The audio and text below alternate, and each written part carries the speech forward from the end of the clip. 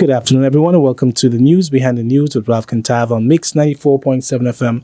I hope that you guys have been having a good week so far, and thank you for joining us on today's program. This afternoon, I have here with me the directors of NIPA. Good afternoon, gentlemen, and thank you for being on the program. Thanks for having us, Ralph. Good afternoon. Thanks. It's a pleasure. Okay, great. So before we start off, I'd like if you guys could introduce yourselves and also detail a bit about your roles at the institution. As you said in the introduction, we're both directors of the NIPA. My name is Deshaun David. This is Sergio Blomont.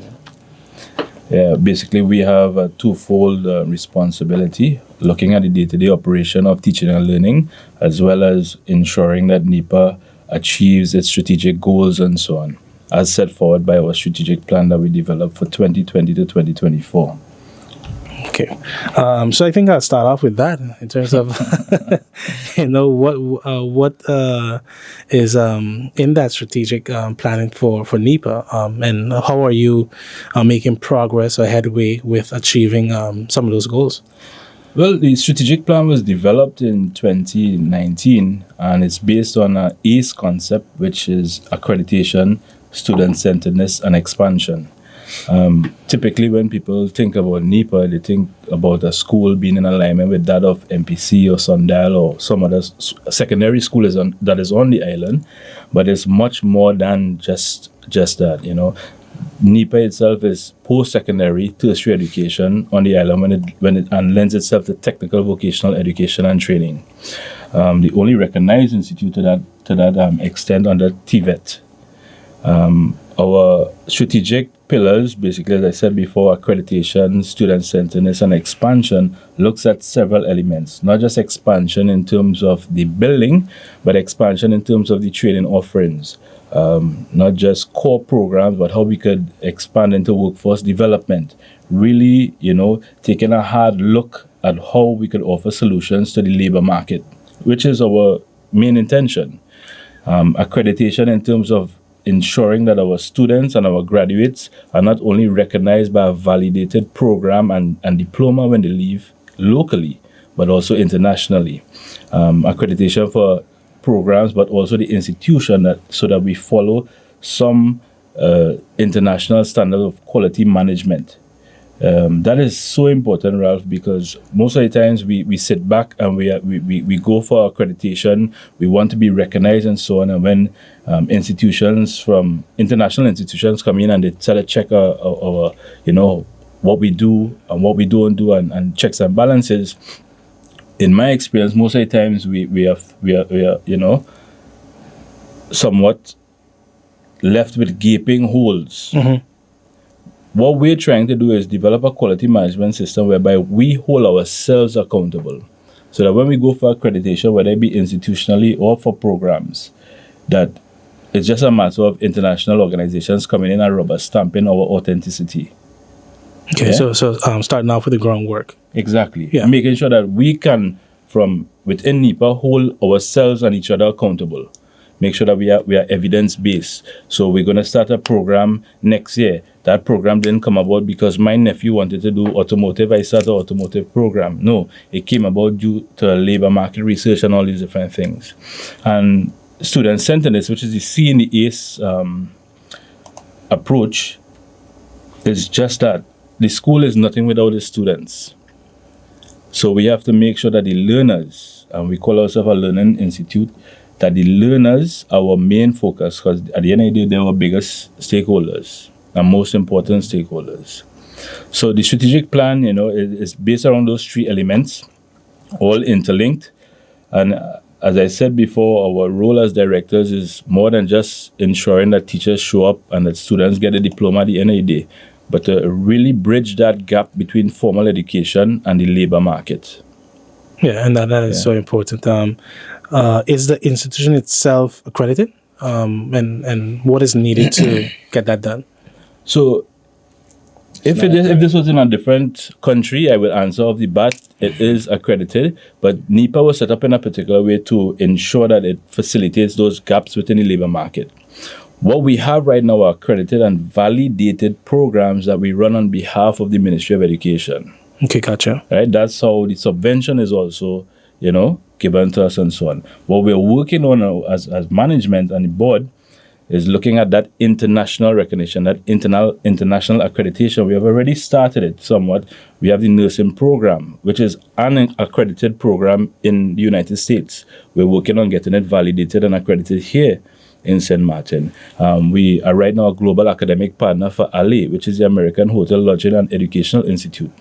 They look at professional qualification and certification for persons in hospitality and tourism, which is our number one pillar here in St. Martin. We are a global academic partner for CompTIA, when we're looking at information technology systems and training. So we are constantly looking to see, and again, Ralph, it falls into our strategic plan of expansion and accreditation. So we're reaching out there and looking at industry best practices and organizations that, project that level of professionalism and high standard. Okay. So to answer your question, in terms of accreditation, right now the institute itself, there is not a local framework whereby you can say this institute is accredited just yet. I can give you an example. For instance, in Trinidad, where I'm from, an institute can easily answer they're accredited because there's a local body set up to accredit local institutions. So you accredit them, you do an audit process, and they're accredited under local laws and standards.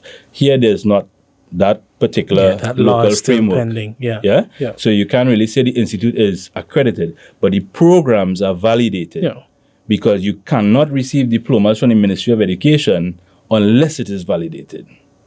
Yeah, understood. And because of your connection with surrounding islands and with Holland and so on, that particular diploma is recognized to some extent. This is also something we're working on in terms of how can a student from NIPA matriculate into higher level programs internationally and so on. And it takes some time because we must not forget that NIPA is also 8 to 9 years old. Yeah, it's very young for an institute of this nature, but we are growing on a daily basis. We're making those networks, we're being recognized. We've really come a long way from when it was first set up in 2013. Yeah? So I hope that clarifies it. Yeah, I got you, because one of the things I would like to know, based on what you said, is what has your discussions been like with the Ministry of Education, to make progress where the institution itself can be accredited? And also, particularly, what I'd like to hear from you, Mr. Blomont, is, as someone who's been at NIPA for a while, what can you say about the growth of the institution as well? Well, before I answer your question, if I could just tap into what Mr. David said, mentioning the expansion, and not only the expansion of the facilities, but indeed also the expansion of the programs. Our students, we call them actually trainees, student trainees. But we have also realized that NIPA is a young institution, as Mr. David said, rightfully so. Only 8 years into existence. Before that, we didn't have no post-secondary school. We had an SBO program that was done at different high schools, but it's not like how NIPA is there today. So you have a lot of people in the community that after high school, they went to work, which was actually not the idea, but they were forced to. Mm-hmm. Yeah, and those people are also welcome to come to our school and get their education back on track. Because there's a big issue with literacy and numeracy, whereby you have people in the community that are not able to read, or they could read something but they're not able to understand what they're reading. So we're setting up all those programs to get to teach to bring back the skills into the community, to build on our human capacity. Because if you have people in your community that are not educated, you'll stay behind. And could you repeat your question again? Yeah, so I'm just curious on your take on the growth of the institution as well. Given that you've been at NIPA for a while, we're growing exponentially fast. Now we're since We've actually partnered with several major stakeholders externally and locally as well. And we're growing. We're getting more programs coming up. We always used to run about 10 programs At this point in time, we're going to run about another 5 additional programs for this coming school year. We're going to do more programs in the evening as well. That'll give the folks that are working a chance, to say, well, hey, let me come to school in the evening and let me get some education done. So we're growing. We had, back in 2018, we had the construction retraining program. This was done by, through the World Bank with Dutch funding. Mr. David was then working for MIC as project manager. That's how I got to know Mr. David. And we had a very rigorous program set up in place where we were retraining everybody, that lost their job, whether the hotels were down, and they came back and they did a retraining program into carpentry, electrical, and all kind of other technical programs. We also had hospitality program going on, which was done by the St. Martin Training Foundation, and all of that has ended, but we said we're going to make sure that we're going to continue to run with it. Yeah. Gotcha. So, in terms of growing, I believe we are growing. We are onboarding staff to make sure that we can get our programs executed. We now have a new structure whereby we included a quality coordinator, a quality assurance coordinator, to make sure that we offer also quality. We don't just want to offer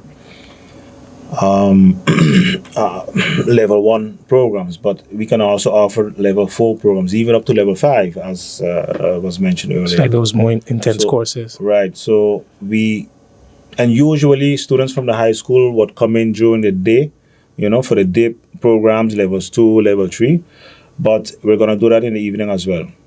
So, yes, we're growing.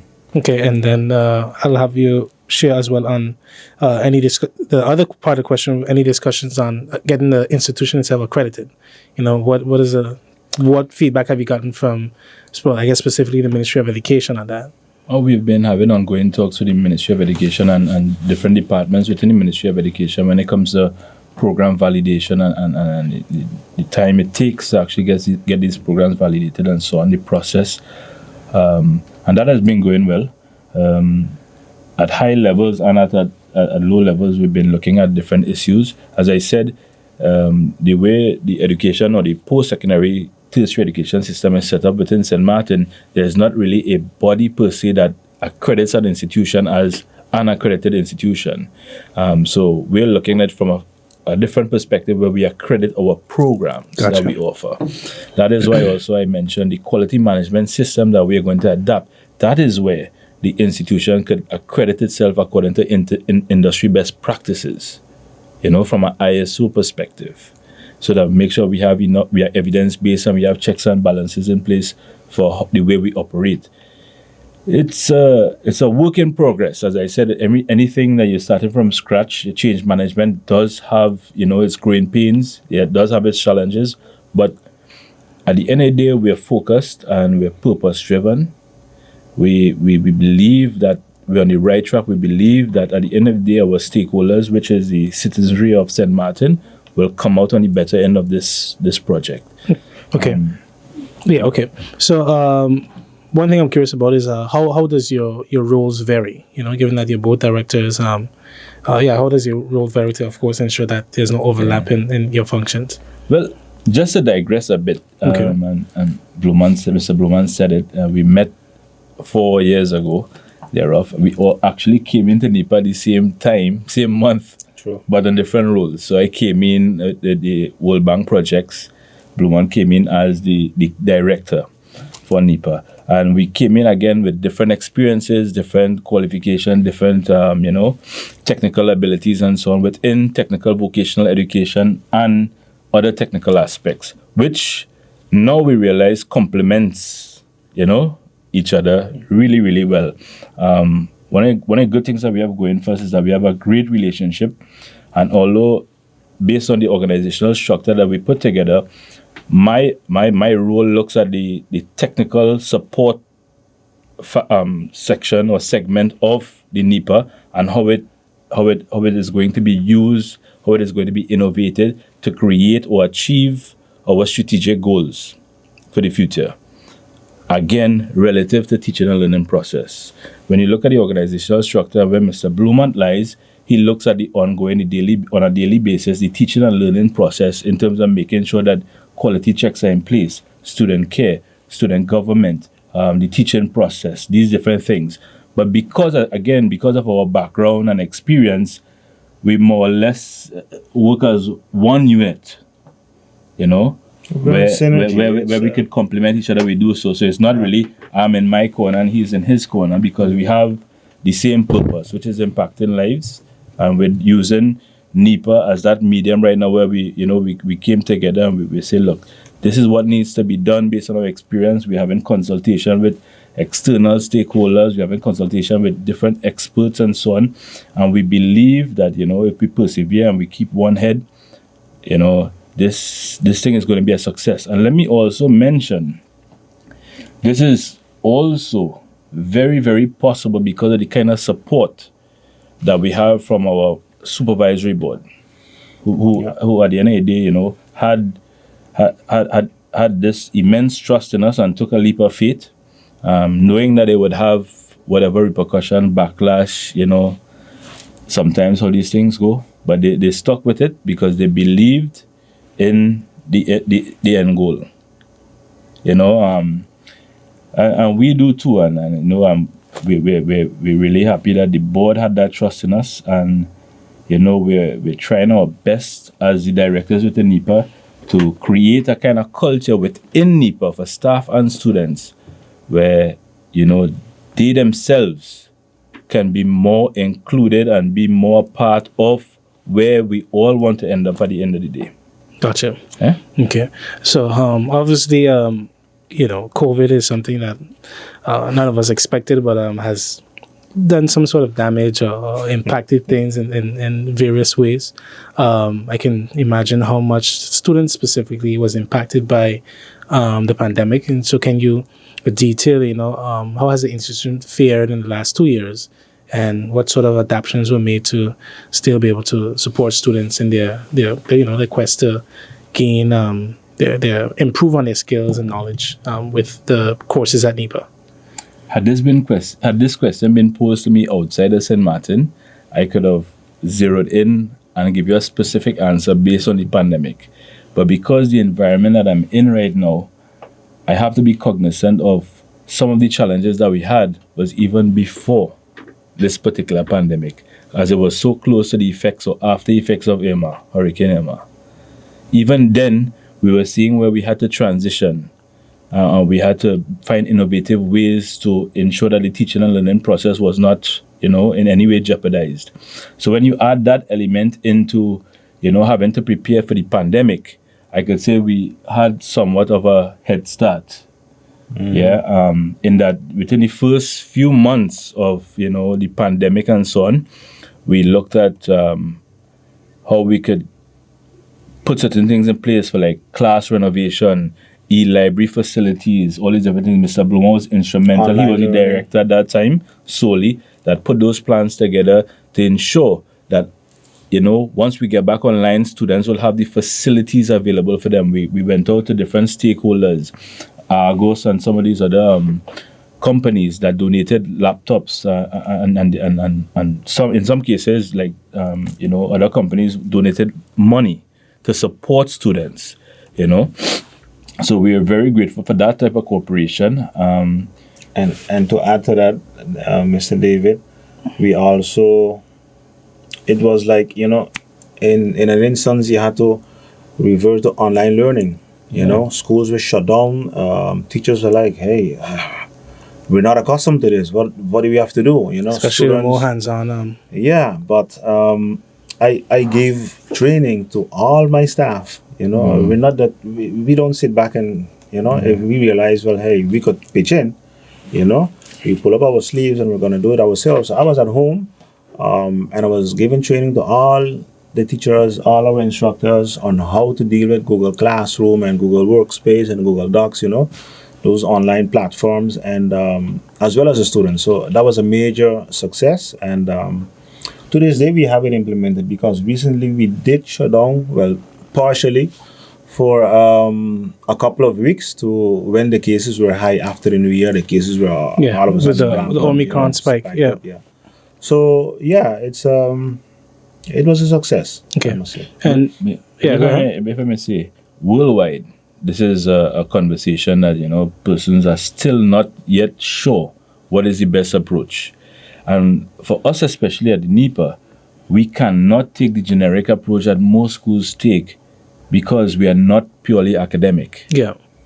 You sit and you want to do math or communication or science, I can teach you from Japan. Mm-hmm. Yeah?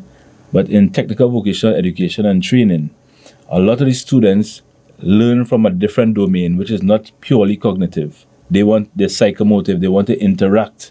You have to create some kind of stimulation, physical stimulation, that they can actually do something.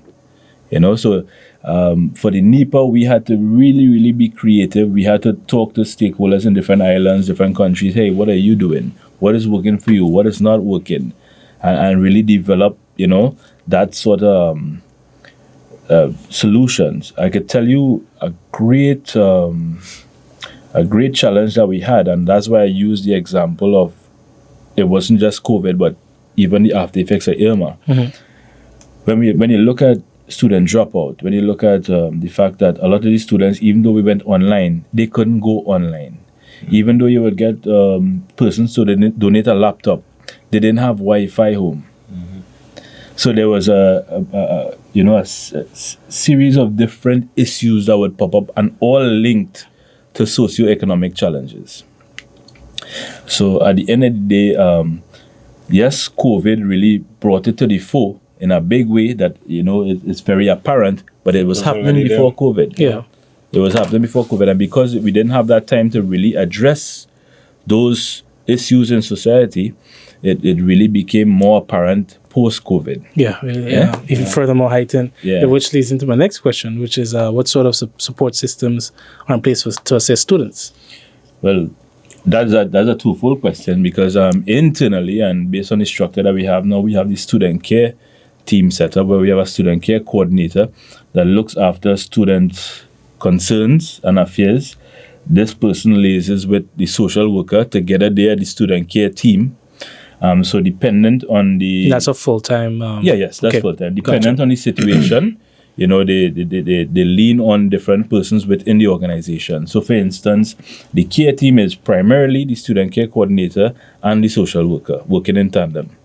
But if a student's situation is related to job placement, where internship is involved, then that care team may rely on the job coach coordinator to fill in for some support. If their issues may relate to infrastructure within NIPA, then we look at the facilities manager. So it's really dependent on a case-by-case basis, but that system is set up.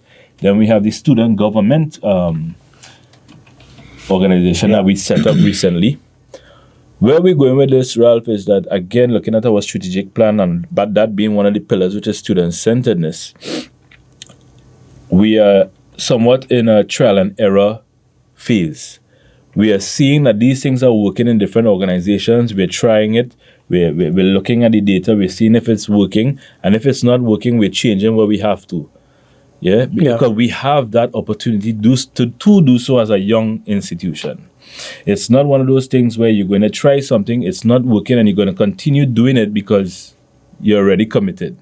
No, we committed to making sure that we get something that works for the students. And if that means that we have to change it, we have to customize it, we have to tweak it ever so often, then we're willing to do so. Okay. So I'm also curious about whether or not you guys have faced challenges in enlisting instructors for programs, considering that the programs are not full time. So how is that like, or would you say that you do have a steady team of instructors for your programs? Our programs are full time. We have both full time but also part time Okay, I thought all of them were programs, part-time. yeah. Okay, my But bad. the majority of our core programs are full-time Okay. programs. So, but again, we have teachers that are in full-time and we have teachers that are in part-time because every program has different subjects and different modules, and so sometimes you would need different teachers to teach a particular module,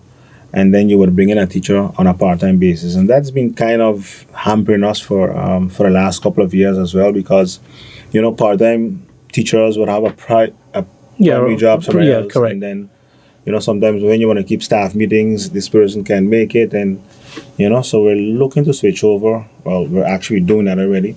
We can get more full-time teachers in that can teach different subjects, so that we can, because we want to make sure that teachers, well, it shouldn't actually be that if teachers are working at NIPA, that they come teach and go. If you come to the NIPA and if you're teaching and if you want them working to at be the NIPA, integrated. you are part of the NIPA. Yeah, I understand. You understand? So you gotta go with the students in the community. You gotta do community service with them, whatever the case may be. But it has to be that you're part of NIPA. Okay. Yeah. It's a global challenge, and not just in NIPA. It's not unique to NIPA. In this environment, technical vocational education and training, you want the best.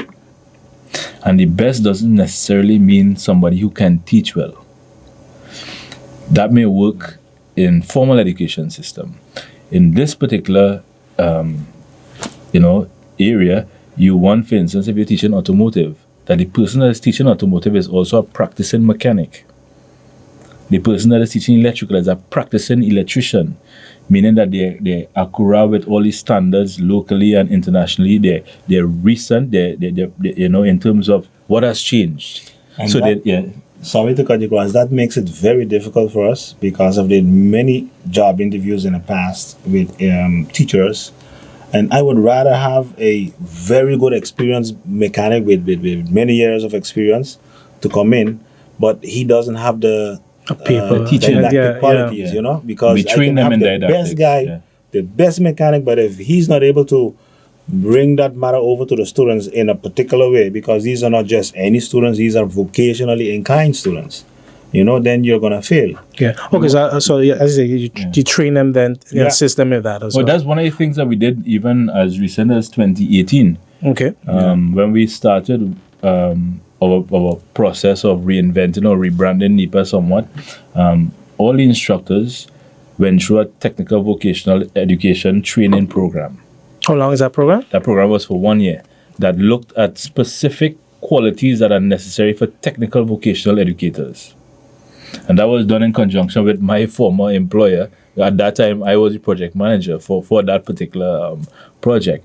And it's something that we do in Trinidad because the didactics involved in teaching and learning in the vocational environment is slightly or somewhat different from what is used in an academic environment. Most times we don't see it, so that we look at an academic graduate, for instance, and put them in a technical vocational environment. There's a little mismatch. Mm-hmm. Yeah. So having seen this problem arise in Trinidad and other countries, NIPA doesn't have to make the same mistake. So that's why we tried to address this years ago. We're looking at, for instance, a lot of our programs have blended an approach where it looks at STEM and to a certain extent STEAM. Mm-hmm. And STEM, if you're familiar with it, is science, technology, engineering, and math. Mm-hmm. The STEAM, where they added the A in it, looks at arts. Yeah. Which helps. Yeah. And it's funny, people hear it and they say, well, those are just jargons that they're throwing around because, they're in education. But I'll tell you why it's very important to what we do. It's very important because for a long time, not just in the Caribbean, but globally, we've been teaching students, our methodology has been to imitate. So I write 2 + 2 = 4. The student mimics that. They learn to imitate through the methodologies that we use as teachers. The students learn to imitate. Then they graduate from university. By imitating. Right, by form of imitating everything I do, then they learn to pass an exam, and then they come to work for you. And they're sitting like this. And your frustration is, Why is it I You're have not to getting tell you the what to do? productivity. Exactly. Yeah, I hear you. Mhm. But it is not that this person lacks ambition or is not, proactive. But that is how this That's not person how was they're taught. wired, yeah. And there's the rare cases, because somebody listening to this might say, well, no, that's not true. I'm very proactive. Of course, with everything, there's the anomaly. But this is basically how we train our students. What we've done in NIPA and so on is moved away from that and and we looked at a more project-based approach or process-oriented approach to training, whereby we encourage critical thinking, decision making. We develop more than just the competency of knowledge. There's the social competencies. There's 4 or 5 different competencies that you can develop within an individual to make them a better or a more effective person, not just a carpenter or electrician. Yeah. Yeah. And with most of our programs, we've included life skills, which looks at entrepreneurship, anger management, conflict resolution, these different things, family planning. It is so important to have these important The practicals of life, yeah. Yeah, exactly. And that is why the center also, I mean, I just always say NIPA is supposed to be it is actually an open learning center, Students come in, they, instead of sitting in a classroom and getting academics the whole day, they're supposed to be out there. They should be exposed to all kind of different materials and subjects. And for example, if I use automotive students again, where we have machines and 3-dimensional panels, also vehicles there, whereby students should be able to, the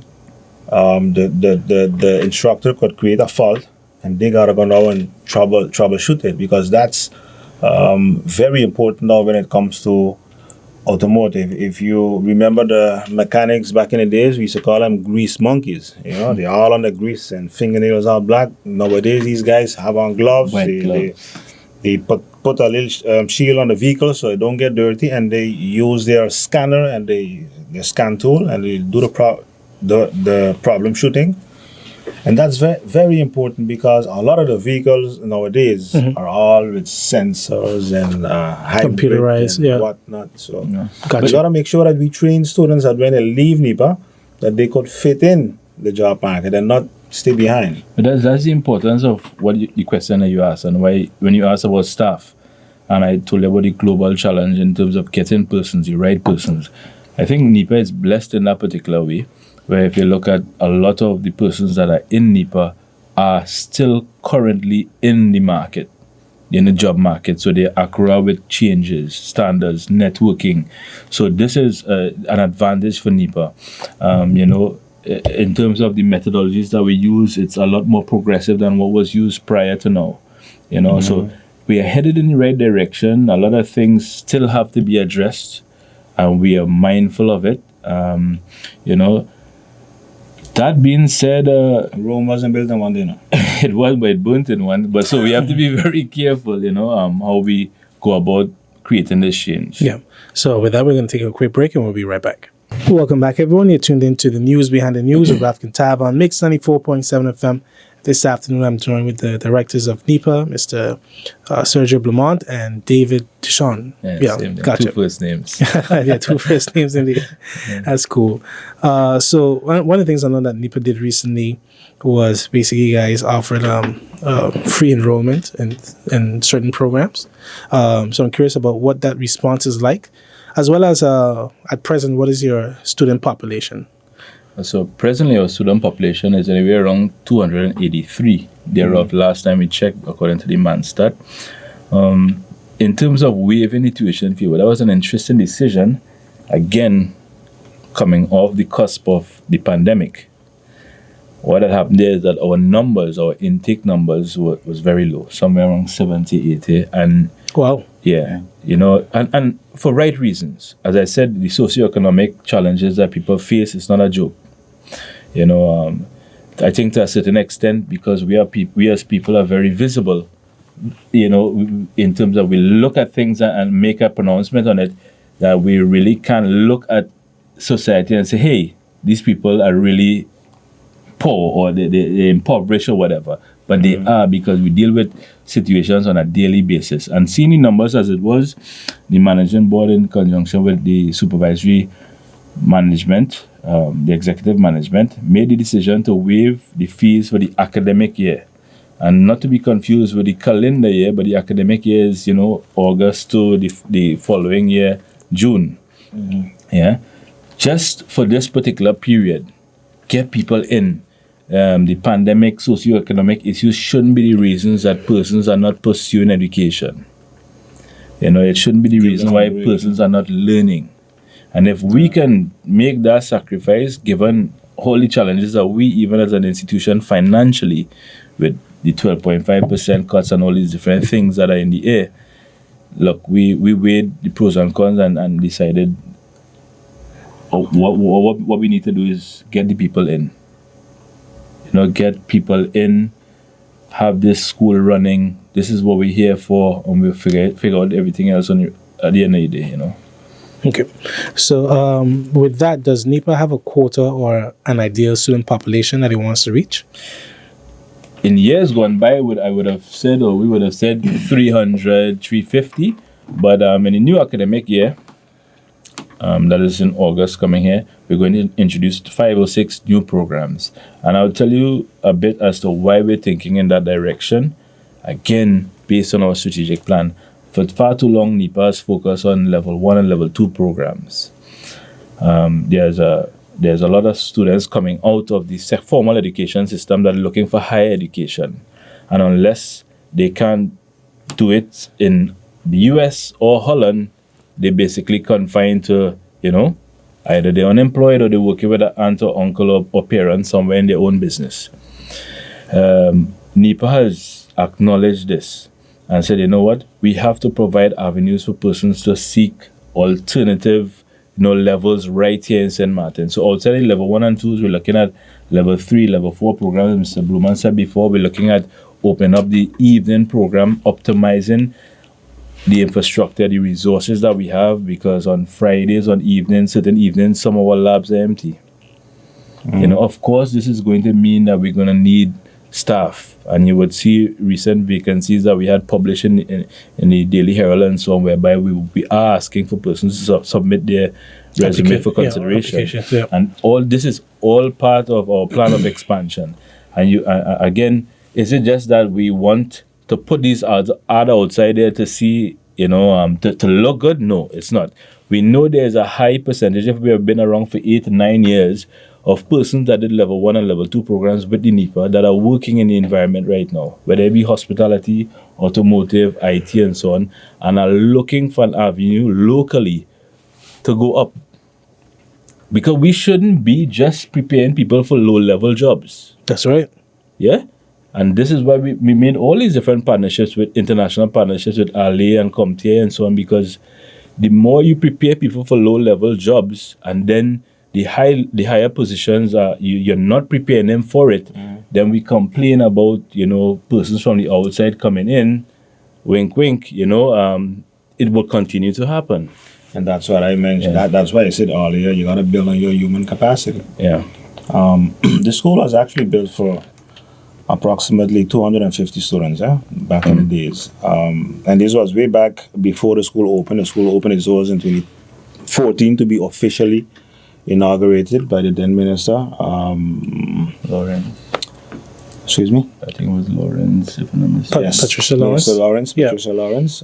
But, there were plans way before that. The school, the design, and then they had to get a funding, and it from then until now, the population has grown tremendously quickly. And what we're looking at is, we had actually in 2018, when I just started, and when Mr. David also came on board as the project manager for MIC, we had about 455 students going through. We had on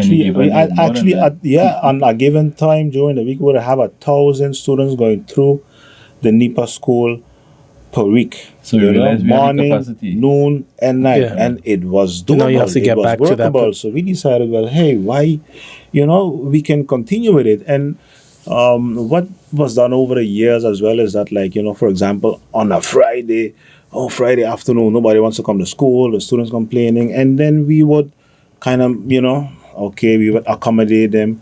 No, you want to have your education, you got to work for it. You got to make sure that you put in for it. You understand? So we decided we're going to make sure we're going to open those doors again. All those hours, the classrooms are there. They're not being utilized in the afternoon or evening. Get those people back in. Interesting you mentioned Friday and that culture of not coming to school because it transfers into the workplace. Yes. I mean, Friday. But at the same time, then, it's an opportunity. If, for example, if you have a student, government or so forth, create some sort of activities for students. And, so with everything, there's a solution. If you look at it, the glass half full. But in cases of dropouts, has institution conducted any exit surveys to see why students decide not to continue and how they can, and what are they and how they can get back enrolled? Yes, we did. In the past, it was very rampant, and we did a report, we did a survey, and we decided, we have to do something about it because. And students would sometimes stay away, and this is not like it's in high school whereby you can contact the parent, and hey, your child is not coming to school no more. What's happening? No, these students are considered to be adults. Responsible for themselves. Yeah, so if they don't answer the phone or whatnot, but like Mr. David said earlier, we have now a care team. Well, we always had a care team, but we've now boosted it with more persons in there. We have a social worker who actually jumps in her vehicle and pays a visit to the home if to see if the student is there and have a chat with the student, maybe take them out to a little place somewhere to get something to eat and have a discussion, to see how we can bring them back. Because very often, and this is this pride that we have a problem, we're not able to pay the school fee no more, let me just stay away. But no, if you come to us and you come to the social worker is there for any issue, any matter, not only school related, but even if you have problems outside of school, the social worker, the care team is there to help you address those problems. It still boils back down to that socioeconomic challenge that I spoke of earlier. We waive tuition fees in this academic year, and yet still you would get dropouts. Yeah. Why is that? It's not enough that you don't have to pay tuition fee, but a student has to eat. Mm-hmm. Some of these students have to pay rent. Some of them have to be the sole, or some of them are the sole providers for their family. Or the transportation fees even. Exactly. Yeah. So, we tried waive tuition fees, but the problem is bigger than we can attend to right now. It's bigger than we think. We tried, probably you work flexible, you come to class, flexible time, and so on, but you find yourself more and more customizing it for a few, and you really have to be cognizant that in doing so, please do not jeopardize the quality of your delivery. And that is where sometimes we have to draw the line. Yeah. This is why, again, going back to a question you asked previously about what type of conversations are happening. We're not just speaking to the Ministry of Education. We've had really productive talks with the Ministry of VSR. Also, we plan to speak to other ministries as well, because we believe this particular initiative is all hands on deck. What NIPA is doing is not for NIPA. NIPA doesn't become a multi-million-dollar organization or billion-dollar organization at the end of the year or the end of 10 years. That's not what our plan is. NIPA was developed to look at the job market, build capacity for the job market. It's one of the reasons why we're reaching out to stakeholders now in the labor market. Hey, what is the challenges you're facing? What are the gaps your workers having? And we're looking at it from twofold. We're looking at how we can develop the current workforce and how we can look at the future workforce, the youngsters coming out of secondary school. Two ways. We have to also look at stakeholders within government. How can you create policy that ensures that a student of the NIPA has mandatory places in the hospitality industry in St. Martin? Why is that important, Ralph? That is important because hospitality and tourism is a pillar. And the persons coming to NIPA are citizens of St. Martin. They should have first preference. It should be mandatory that based on the size of your hotel or restaurant, there are 2 or 3 spots, apportioned as per your size for students of the NIPA to come and do internship and have effective training and be supervised by a master trainer. These small steps could ensure that as a nation, you have much more qualified personnel in the hospitality and tourism industry. So this is why, again, we need to have these conversations with government, policy building, legislation where necessary, funding where possible, and again, in real time. Yeah, in real time. Yeah. I don't know if you guys have been watching the news lately, but in the US, there seems to be some major issues now with students that have graduated, masters or whatever, and they're not able to get a job. And then you end up with the high cost of paying back for your student loans. For your student loan. And like Mr. David said, you got to make sure. We could produce 30 nurses every year, but do we have the capacity on this island to place those 30 nurses every year? Well, I think even in that expansion plan is by developing the local student population, you even empower them to even go abroad and take their skills further. Because for example, with nursing, there is obviously a extremely high demand for nurses all around the world. That's where the accreditation come in from, because you want to make sure that when they do go abroad, that the diploma or the certificate. I have a question specifically on the nursing, because which is I saw that right now it's associate's degree that they get, but is there any? Sorry? Yeah, associate's degree in nursing, Yeah, but is there any plan to bump it up to offering bachelor's and maybe adding, for example, health administration and so forth to We are having these conversations with the Ministry of Education or departments of the Ministry of Education as to where it lies in terms of the DOT system. The associate designation is based on where we got the program from in the United States and so on. So all these things are ongoing talks. Rather if they give us the chance as it relates to technical vocational education and training to do bachelor's or master's or anything like that, we're going to jump at it. Sure. Is there a need for it? That is what we have to figure out first. Can we facilitate this via getting the proper funding, proper policies and all these different things? If we check all the boxes, then Ralph, we would do it. Because as I said before, this is our purpose. This is what drives us, But we need our support. We need to do things strategically. We can't just do it because I feel that you need to do a bachelor's or I feel that you need to do a master's. We have to look at the landscape too. We have USM. We have other entities that we can partner with. We don't have to do everything ourselves. Yeah. So again, it's about having the right conversations with the right people. Okay, so you end up with sound decisions. Of course. Gotcha. In addition to expansion, I know that expanding the campus was one thing that was in talks, or at least expressed some time back. So how is this coming along? And do you have a expected date when this will actually take place? No, we're not waiting. As we speak, expansion is something that could happen in terms of your assets, in terms of your optimizing the space that you have. We have a skills lab. In terms of the building that we have, optimizing the space that you have, we've been working alongside with students and their instructor to build additional simulation labs, so that we have the capacity to do other programs. And it will be at the same location as well? Like, I guess you have adequate land too? Yeah, of course. In terms of that expansion where you can see actually a bigger building or so on, these things we're still in the works. We're hoping to get the land behind NIPA as well. Yeah. Okay, say hoping. Is that private land or? Right now, we're in talks with the government. In terms of how we can access that land, how we can utilize it. Okay. We would like to expand programs into even agriculture and these renewable energies and these different things. Yeah. So we need the space. There's also a room for an expansion where we have our car park now, which can also be utilized to put like an additional wing. And because again, like we mentioned before, you don't want to just create classrooms. No, you want to create simulation labs. And our simulation labs are not, as you say, chalk and cheese. In fact, very when you come to expensive labs. when you come to our programs and you do masonry, that's the actual blocks. We actually You're have going- yeah. a agreement worked out with Argos where we get cement from them.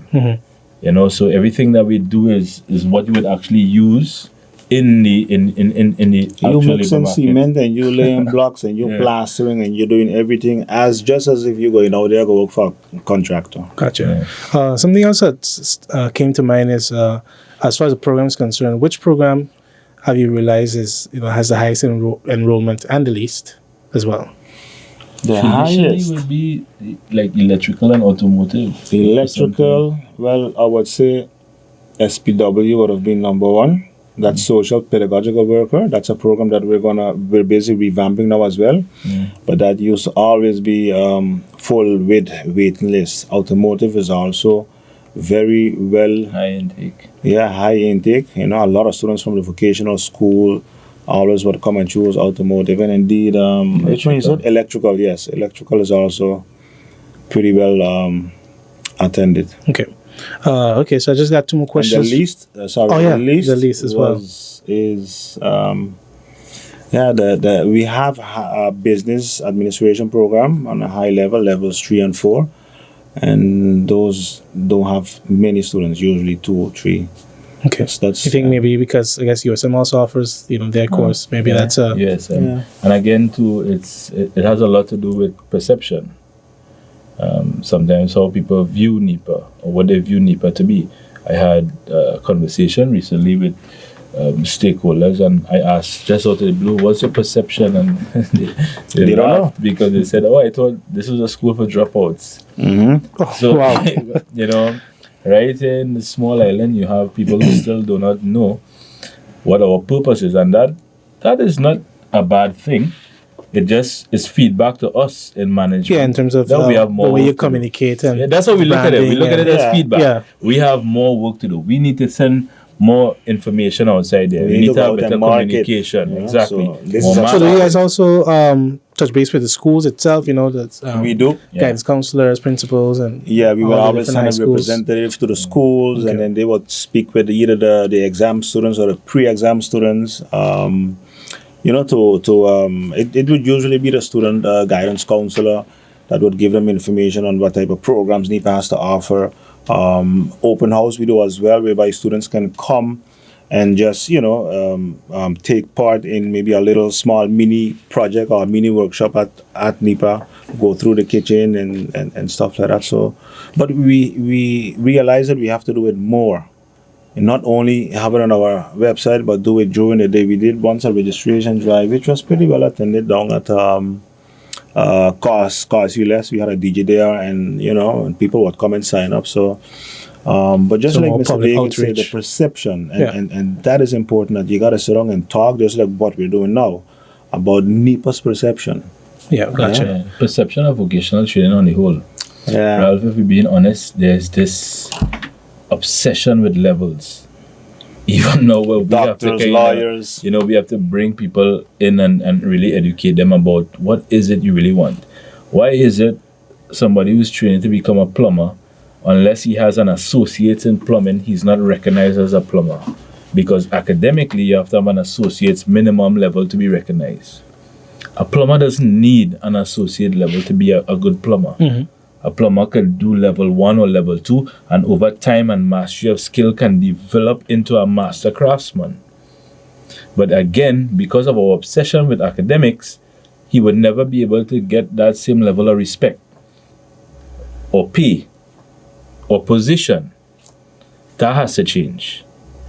But that could only change through education. The more people are made aware of the importance of technical vocational education and so on, and the fact that it doesn't have to always hinge according to academic standards, it could be on its own, and but yet parallel. Yeah. So it's really about changing the concept. Gotcha. So when will the Monroe College program at NIPA be rolled out? And with that, will students receive an in-state tuition, or will they be seen as international students? It's about information. It's not a Monroe College or program per se that NIPA is running. NIPA is more or less somewhat the facilitating. You know, students that wish to matriculate from our programs to Monroe or from St. Martin that want to sign up for Monroe College programs, but yet still can't travel to Monroe College. So they have that virtual experience with on-site, what do you call it, student care and all those other provisions. So NIPA assists in that particular element. But it's not our program or anything like that. We are part of that process. Yeah, just your housing model. So in terms of when we're going to roll out, it's rolled out already. Yeah. You know, and we facilitate the process for persons who want to do locally, matriculate, and these different things which, you know, they were not able to do in the past on their own. Okay. So given the time, a final question for you would be, what has been the feedback from students, you know, when they go they get that on-the-job training or internships, and in particular, if a student encounter any labor infraction, you know, how does the school deal with such a case? Well, again, I want to go back to what I said about the need for policy, the need for proper legislation. Most of the times, it's us begging the persons in the labor market to take interns in for a particular period. It's us motivating why they should do it and these different things. To me, Ralph, is counterproductive sometimes to what we want to achieve. But that being said, when these students do go outside there, what are we sending them outside there to do?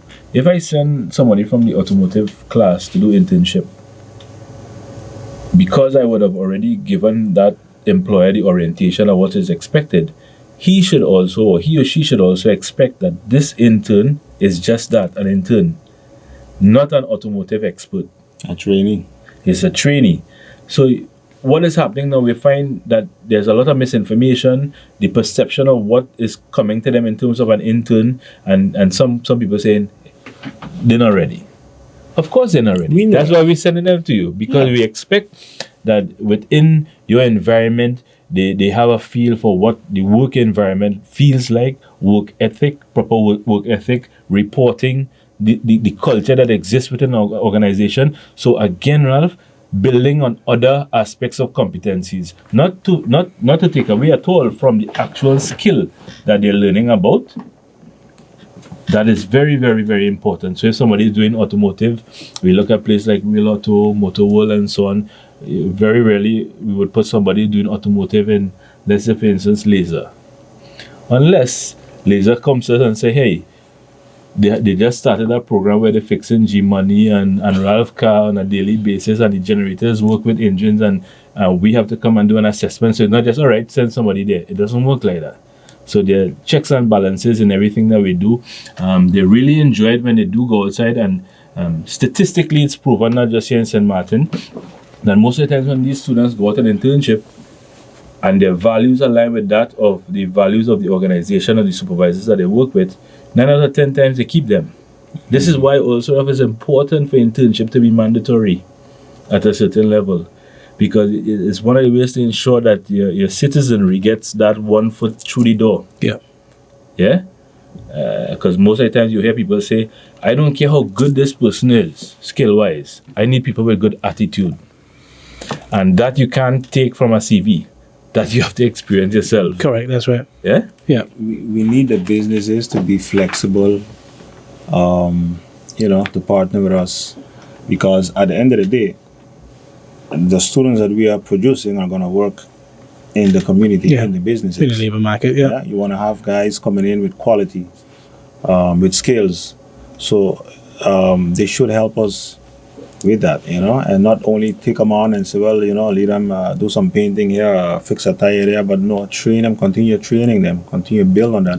And that's actually also a gap that we're still missing, because at each location, at each internship location that we have an agreement with, there should be a person working in that company. They call it a leermeister, that has been trained by us, so that when this student comes, that he could take over and continue guiding that student, continue with the training of that student on site. Gotcha. And that's something that's still missing. So we're working on that as well. And then to add to the second part of your question, Ralph, in terms of the outcome, where these students actually end up, it would be great if we could say that 100% of the students end up in the field of study that they do study in, but sometimes that different factors play a part there. However, what I can tell you and why technical vocational education and training is so important for society to invest in is that the graduates from the NIPA do not have to be a burden to the public sector. They do not have to rely solely on becoming employees or government workers, because the skills that they learn at NIPA, automotive, electrical, IT, and so on, they can become entrepreneurs. They can become their own bosses. When you invest in initiatives like these, when you invest in institutions like the NIPA, the benefits may seem intangible, in terms of dollars and cents, but in relation to growth, in relation to a change in culture, the economy and the burden that the government will normally see in terms of expenses and so on, it changes the dynamic. Families should be able to sustain themselves. Definitely. With skills. Definitely. A long time ago, you would have had companies with, workers with one skill. Nowadays, if you check good, many companies just look for people who have more than one skill. We saw it after Hurricane Irma, actually. When we started the program, I remember in the program, a young lady, she was HR for 20 years. Another man was in accounts. He came in to do general property maintenance. I was like, this is the new field that you're going into? He said, no, I want to fix my house. And he doesn't work anymore. He has to fix it. So these are the kind of things that we would have been, privy to, being on the front line of retraining, persons after Hurricane Irma and even during the pandemic and so on. I mean, we're on the right track. We have enough feedback to know that, yes, we have a long way to go, but we align ourselves on the right track. Yeah, so you arrive at that destination. The world is changing. Yeah. So with that, definitely out of time. So I'd like to thank you guys so much for coming to the program and look forward to having you in the future. And to our viewers and listeners, thank you guys for tuning in again. And be sure to plug in again tomorrow. Do take care.